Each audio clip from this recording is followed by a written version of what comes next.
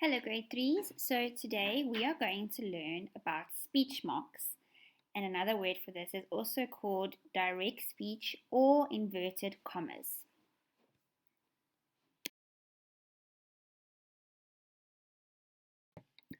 Speech marks go around the bits of a sentence that's actually been spoken. So if you look at these two funny creatures here, the one says, "Hello, Blab," and the other one with the red little dots on says, "Hello, Blob. What a surprise seeing you here." And then when we write it, you will then see "Hello Blab" has got speech marks around it. And then "Hello Blab," explained Bob. "Hello Blob," replied Blab.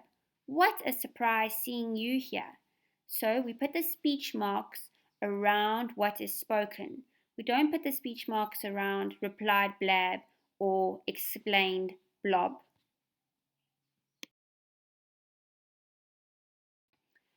We also need to put some punctuation at the end of each piece of dialogue before we close the speech marks.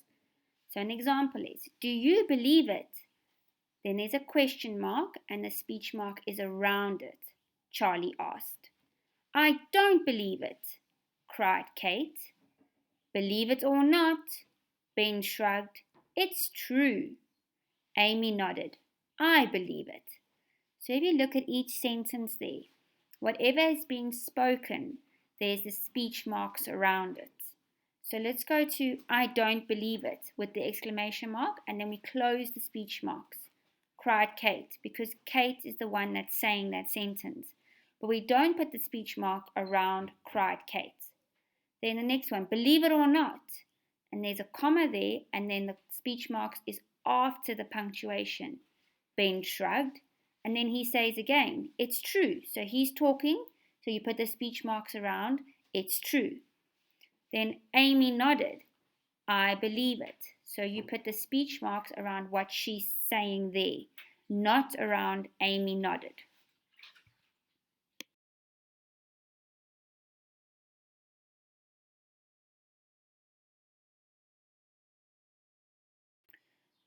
Let's have a look at these sentences here. Where should the speech marks and closing punctuation go in these sentences? A. "Would you like a sweet?" Tom asked. So this is first of all, it's asking a question, so we know it's a question sentence. Then we're going to open the inverted commas at the beginning there in front of would, and then close it after sweet. Because you don't need to close it after Tom asked, because Tom is asking the question. He's the one talking. The next one, "I'd love to come to your party," Sam exclaimed. So you're going to open it with the speech marks by "I'd," and then "I'd love to come to your party," and an exclamation mark, and then close it, because that's what Sam's saying. And then Sam exclaimed. You don't put speech marks around Sam exclaimed. Let's look at C. "That was a really sad story," sniffed John. So we can open it by putting the speech marks at the beginning of that. "That was a really sad story," and then close it after the comma. Sniffed John. Because John is not saying "sniff John." All right? He is saying "that was a really sad story," and then we know John said that. If you'd like it," Alice murmured. "Have it." Then we can write there. We can put the speech marks by "if you'd like it." So we open it there at the beginning by "if," and then close it at the end by "it." And then you don't put speech marks around Alice murmured, but then she says again, "have it." So then you open the speech marks and then you close it again. All right? You can't put the speech marks around that whole entire sentence. "If you'd like it, Alice murmured, have it." All right? That doesn't make sense. So you have to put the speech marks around what Alice is saying.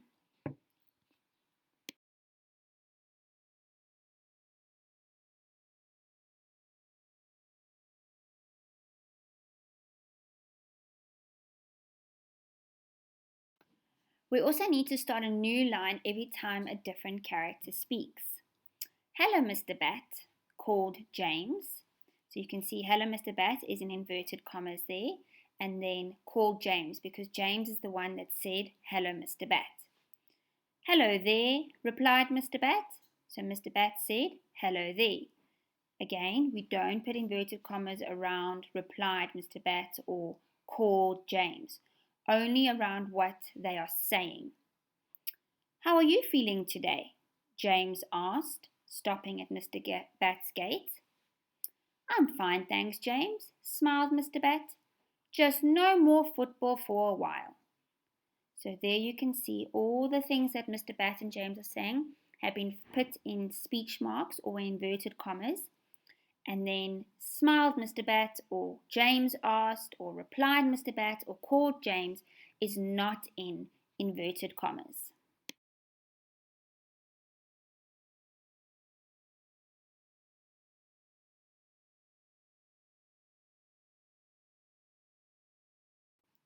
Let's try one together.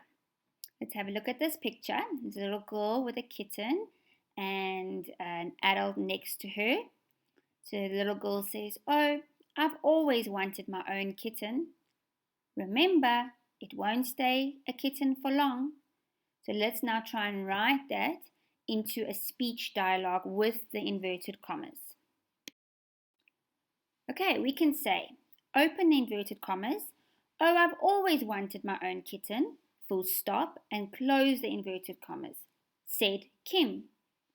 Remember, it won't stay a kitten for long, Mom said.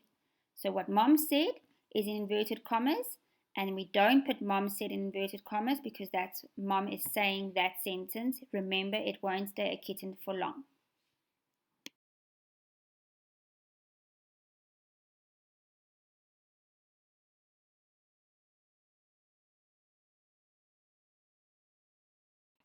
I would like you now to think about a speech situation over here and then write it into a speech dialogue with the correct inverted commas and punctuation.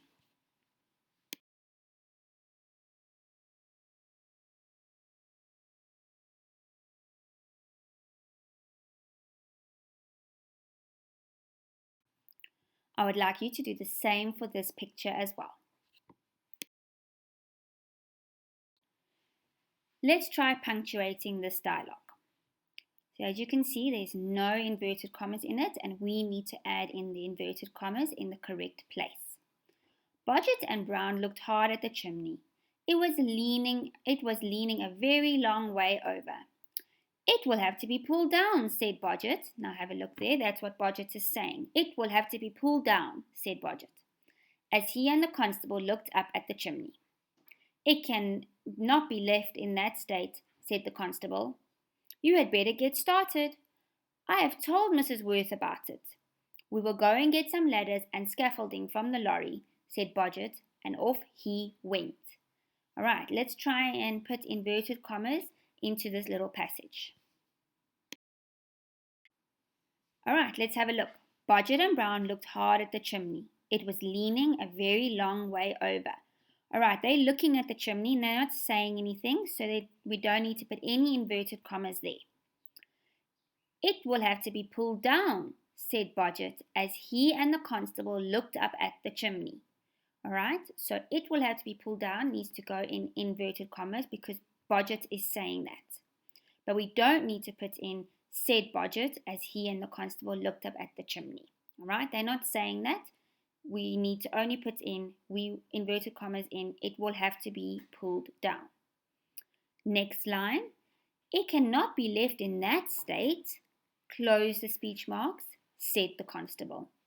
Open the speech marks because the constable's talking again. "You had better get started. I have told Mrs. Worth about it." Close the speech marks because the constable has now stopped talking. Right, open the speech marks again. "We will go and get some ladders and scaffolding from the lorry." Close the speech marks, said Bodgett, and off he went. All right, grade 3s, remember you only put speech marks or the inverted commas around what the person is saying.